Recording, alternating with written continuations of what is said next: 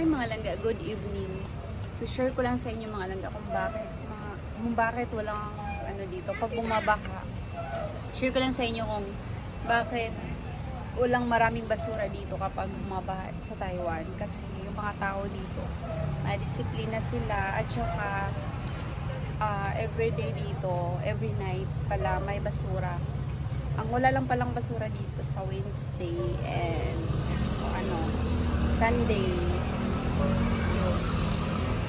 So Monday, Tuesday,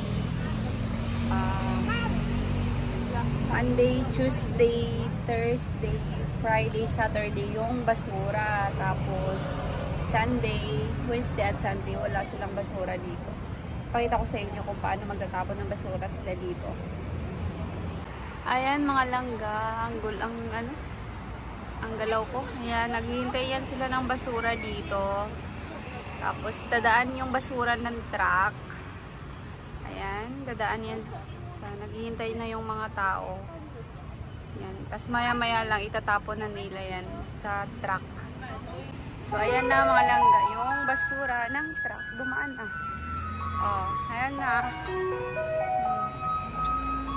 Tatapon na sila.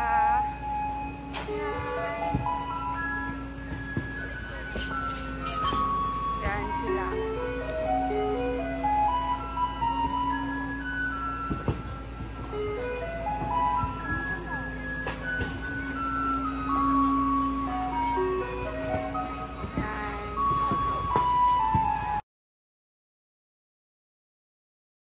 Tapos naghihintay na naman sila ng isang truck para naman sa mga plastic, karton, yung mga ganon, bote.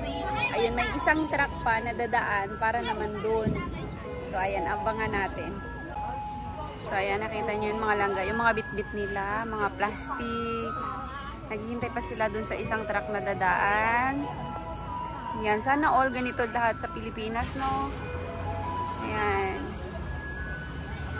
Kasi kapag nakita nila dito na kalat-kalat yung basura, magmumulta sila. Ayan. Ayan, madisiplina talaga yung mga tao dito. So, ayan ang mga langga. Yung basura ng parang mga plastic. Ayan, nakaseparate. Ayan. O, ayan mga langga, nakaseparate yan. Yung mga plastic. Ayan, mga bote. So, ayan.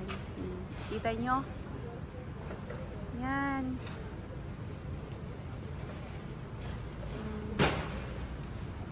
So, sana ganyan sa Pilipinas, no? Nakaseparate yung no? Ayan. So, ayan lang mga langga. Maipakita ko sa inyo. Thank you so much for watching. Please don't forget to like and subscribe. Bye!